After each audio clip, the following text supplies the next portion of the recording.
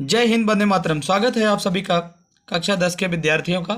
जिस तरह से आप सभी ने आज के एग्ज़ाम में बहुत ही अच्छा किया है, बहुत ही अच्छे नंबर लाने की उम्मीद कर रहे हैं और मुझे आशा ही नहीं पूरा विश्वास है कि आपका 100% रिज़ल्ट आएगा और 100% नंबर भी आएंगे।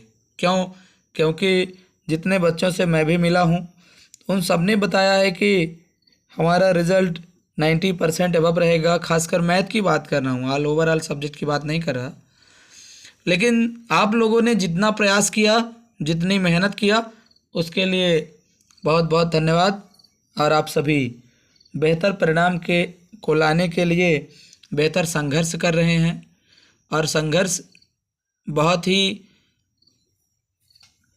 विशिष्ट रूप से दिखाई दे रहा है, क्योंकि जिस तरह से आप लोग रिस्पॉन्स कर रहे हैं और जिन बच्चों से मैं मिल भी चुका, उनके बताने के अनुरूप मुझे लग रहा है कि बहुत ही अच्छा परीक्षा परिणाम रहने वाला है, खासकर हमारे स्कूल का, है ना।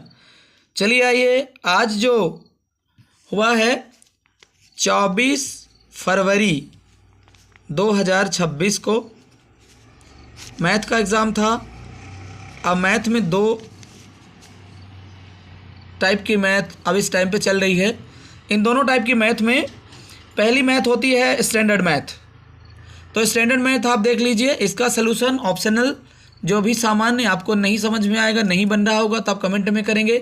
लेकिन आपका एग्ज़ाम चल रहा है तो हम अगला जो भी पेपर होगा उसके लिए कुछ ऑप्शनल, कुछ वन लाइनर, कुछ चीज़ें लेकर के आएंगे। अभी तक तो केवल हम मैथ इसलिए पढ़ा रहे थे कि मैथ का कन्फ्यूजन डिस्टर्ब हो, मैथ का कन्फ्यूजन क्लियर हो, इसलिए हम स्टार्ट किए थे। लेकिन अब मैथमेटिक्स का एग्ज़ाम हो गया तो अन्य सब्जेक्ट का वन लाइनर आवश्यक क्वेश्चन जो आने लायक है उस पर हम विचार करेंगे। चलिए आइए देखते हैं, विचार करेंगे और साथ साथ कुछ सलूशन, कुछ वन लाइनर, कुछ आईएमपी क्वेश्चन आपको हम देंगे। चलिए आइए स्टार्ट करते हैं। 24 फरवरी 2026 को एग्ज़ाम था।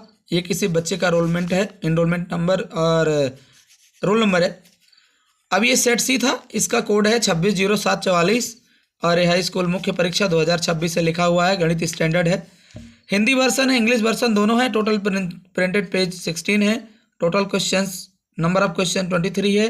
टोटल टाइम 3 घंटे ही हमेशा रहता है। मैक्सिमम मार्क्स 75 और 25 का प्रोजेक्ट। चलिए स्टार्ट करते हैं। पहला ये नोट देख लें, सभी प्रश्न हल करना अनिवार्य। 1 से 5 तक वस्तुनिष्ठ हैं, 6 से 23 तक आंतरिक विकल्प हैं। जहां आवश्यक हो हम साफ और स्वच्छ नामांकित चित्र बनाएंगे। ये सामान्य निर्देश दिया गया है, हमेशा सभी एग्जाम्स में दिया रहता है। चलिए देख लीजिए, सत्य सत्य पहला नंबर है। पहला नंबर लिखा हुआ है निम्नलिखित में सत्य असत्य लिखिए। तो पहला है, यदि रेखाएं समांतर हैं तो उसके अपरिमित रूप से अनेक हल होते हैं। असत्य होगा। क्यों? क्योंकि जब समांतर होंगी तो हल कैसे होगा? एक भी हल नहीं होगा, है ना। अनेक हल होगा, जो अनंततः अनेक हल वाले में अपरिमित रूप से अनेक हल के लिए जब रेखाएं एक दूसरे को के ऊपर होंगी, संपाती होंगी, तब अपरिमित रूप से अनेक हल होंगे। सभी क्वेश्चन का डिक्लेरेशन नहीं दिया जा सकता। क्यों? क्योंकि हम ये शॉर्ट्स ऑप्शनल टाइप सॉल्यूशन में टोटल सॉल्यूशन नहीं कर सकते। यदि आप कहेंगे तो हम 1-2 पार्ट में इसको सॉल्व करके अवश्य दे देंगे, लेकिन अब सॉल्व करने की ज़रूरत नहीं पड़ेगी, मुझे ऐसा लग रहा है। चलिए सेकंड नंबर है, समीकरण ये है तो कोई वास्तविक मूल नहीं होते जब ग्रेटर देन 0 हो। Greater than 0, D square D is greater than 0 होगा तो मूल वास्तविक होते हैं, ये होगा असत्य। 3 नंबर है, क्या हो जाएगा? ये असत्य हो जाएगा। परीक्षक की आंख से परीक्षक द्वारा देखी गई वस्तु के बिंदु को मिलाने वाली रेखा दृष्टि रेखा होती है। क्या होती है? सत्य हो जाएगा। यही तो दृष्टि रेखा होती है। प्रेक्षक जहाँ से देखे और वस्तु को देखे उस बिंदु को मिला देंगे तो दृष्टि रेखा हो जाएगी।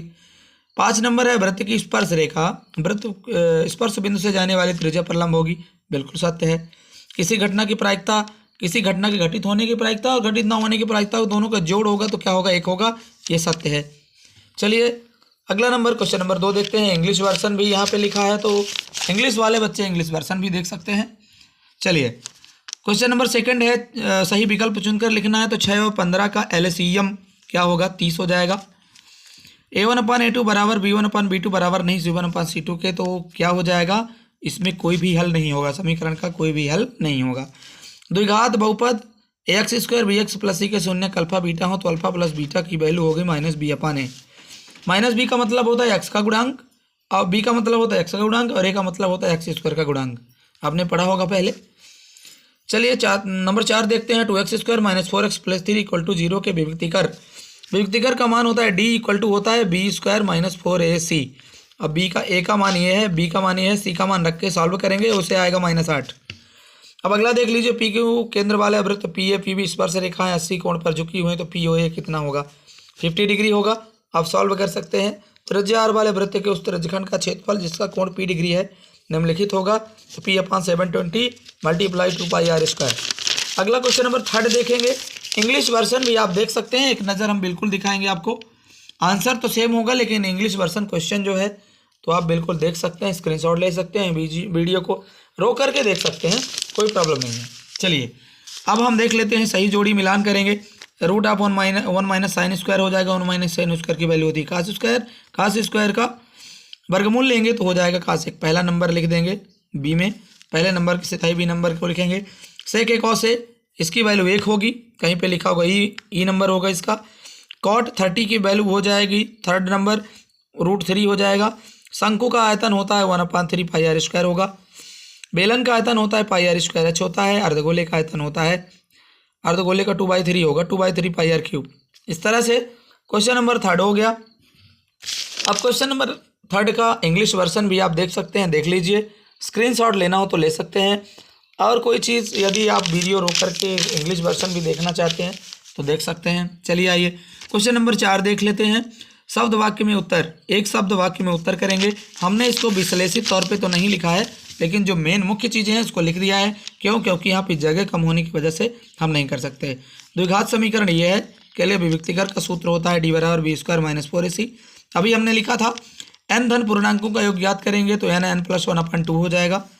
और मूल बिंदु और बिंदु, अब देखिए मूल बिंदु और बिंदु 3 4 के बीच की दूरी हो जाएगी 3 3 9 4 4 16 16 9 25 होगा। रूट अंदर वर्गमूल लेंगे तो 5 आ जाएगा।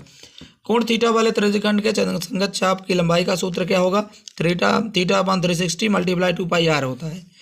सर्वाधिक बारंबारता वाला वर्ग क्या कहलाएगा, बहुलक वर्ग कहलाएगा, ये आप भी जानते हैं। किसी त्रिघात बहुपद के अधिक से अधिक कितने शून्य हो सकते हैं, 3 हो सकते हैं, ये आप बेहतर तरीके से जानते हैं। इसका इंग्लिश वर्जन भी आप देख लीजिए, वीडियो को देख करके रोक करके देख करके इंग्लिश वर्जन वाले बच्चे भी यहाँ पढ़ सकते हैं। चलिए रिक्त स्थानों की पूर्ति करें। किसी द्विघात बहुपद का आलेख क्या होगा, परवलय होगा। सभी वर्ग क्या होंगे, समरूप होंगे। समांतर श्रेणी का सार्वंतर तो 7 में 12 घटाएंगे तो -5 ही आ जाएगा। एक असंभव घटना की प्रायिकता 0 होगी। किसी वृत्त की स्पर्श रेखा उसे कितने बिंदु पर प्रतिच्छेद करेगी, 1 बिंदु पर। एक रैखिक समीकरण जिसमें कोई हल नहीं होता क्या कहलाएगा, असंगत युग्म होगा। संगत के लिए हो जाएगा द्वितीय हल और अनंतः अनेक हल। इसका इंग्लिश वर्जन ये है। इंग्लिश वर्जन भी आप बेहतर तरीके से देख सकते हैं, समझ सकते हैं और कर सकते हैं। चलिए आइए अगला क्वेश्चन देते हैं, क्वेश्चन नंबर 3। और हम इन क्वेश्चंस को अब बिल्कुल आपको दिखाएंगे, आप देखें, सॉल्व करें, और जो नहीं बने तो आप कमेंट में अवश्य करें। इसका 7 आया था, आपने देखा होगा 7 सेंटीमीटर। कुछ ऐसी चीज़ें, इसका दशा संकेंद्र वृत्ति, इसका शायद 8 आएगा, आप देख लीजिएगा, है ना। आप क्वेश्चंस को देखते रहिए। ये क्वेश्चन है, इसका बी है तो इसका भी पी हो जाएगा 60 डिग्री। ये सामान्य चीज़ें हैं जिनको आप तो कर सकते हैं, देख सकते हैं। 510 92 का भाज्य गुणनखंड से HCF निकाल लेंगे आप। इसका हो जाएगा 22,338 हो जाता है, आंसर इसका आएगा। सॉल्व करिएगा। शून्य का ज्ञात करना है, शून्य को गुणनफल ये दिया है तो हो जाएगा x² माइनस शून्य का योगफल, शून्य का योगफल √2 x होता है, प्लस शून्य का गुणनफल 1/3। तो ये हो जाएगा, ये अब इसका क्या हो जाएगा, इसका हो जाएगा 3x² माइनस 3√2x + 1, ये हो जाएगा आंसर। आगे देख लेंगे। द्विघात समीकरण 8 का गुणा करके निकालेंगे। फिर इसके अथवा में k का मान निकालना है तो k का मान में निकाल सकते हैं, है ना। मूल बराबर हैं तो b² - 4ac = 0 हो जाएगा। इस तरह से आप सॉल्व करते रहेंगे। चलिए क्वेश्चन नंबर 11 देख लेते हैं। क्वेश्चन नंबर 11 जो है अपने पास, ये भी बहुत अच्छा क्वेश्चन है, आप देख लें, समझ लें। इसका जो दिया है आधारभूत अनुपातिकता प्रमेय से इसे करेंगे। AD upon DB equal to AE upon AC करेंगे, AE अपान AC करेंगे, सबकी वैल्यू लिख लीजिए। जिसका मान नहीं है, हमारा AD का मान नहीं है, तो AD का मान तिर्यक गुणा करेंगे, निकल जाएगा। इस तरह से आगे देख लीजिए। आधारभूत अनुपातिकता प्रमेय का कथन हम बोल देते हैं जब किसी त्रिभुज की किसी एक भुजा के समांतर खींची गई रेखा शेष दो भुजाओं को समान अनुपात में विभाजित करती है। एक बार और सुन लीजिए। आधारभूत अनुपातिकता प्रमेय का कथन, किसी त्रिभुज में किसी एक भुजा के समांतर खींची गई रेखा शेष दो भुजाओं को समान अनुपात में विभाजित करती है। ये है b2 x2 माइनस x1 का square minus y2 minus y1 को होल स्क्वायर प्लस करेंगे और रूट लगाएंगे। ये सब चीज़ें सामान्य हैं, आप बिल्कुल सामान्य तरीके से हल कीजिए, बेहतर ढंग से देखिए। अब बहुत ही अच्छे अच्छे प्रश्न हैं, इनको बेहतर ढंग से हल कीजिए। तो चलिए स्टार्ट करते हैं, देखते हैं और बेहतर परिणाम लाने की कोशिश हम करेंगे। चलिए आइए। बेहतर परिणाम बेहतर भविष्य उसी का होगा जो बिल्कुल अच्छे तरीके से मेहनत कर रहा है। जो बच्चा अच्छे तरीके से मेहनत कर रहा है, इसका क्या हो जाएगा, बल्ब 4 खराब है तो 4/20 हो जाएगा, यानी 4 पंचे 1/5 इसका आंसर आ जाएगा। और ABCDE है तो 6 फलकों में ए प्राप्त हो, तो ए तो 2 बार है तो निश्चित घटना 2 हो जाएगी, 2/1 2 3 4 5 6, 2/6 तो 1/3 आ जाएगा इसका आंसर। बहुत सारी चीज़ें अच्छी हैं। कुछ तो अब एग्ज़ाम है तो आपका क्वेश्चन बिल्कुल क्या आएगा, आपका क्वेश्चन कुछ लेवल का तो आएगा, है ना। तो कोशिश आप करें कि बेहतर ढंग से लिखते रहें, सॉल्व करते रहें और देखते रहें। हम आपके उज्जवल भविष्य की कामना करते हैं। सेशन अच्छा लगा हो तो दोस्तों तक शेयर कीजिए, एक लाइक कर दीजिए, शेयर कर दीजिए, सब्सक्राइब अवश्य कर दीजिएगा। आप लोग देख लेते हैं लेकिन सब्सक्राइब नहीं करते। सब्सक्राइब कर दीजिए, अपने दोस्तों तक शेयर कीजिए और उस दोस्त को भी बोल दीजिए कि सब्सक्राइब कर दे। क्यों? क्योंकि आपके लिए हम इतनी मेहनत में लगे हुए हैं। ये कौन सा क्वेश्चन है, क्वेश्चन नंबर देखिए 33 है।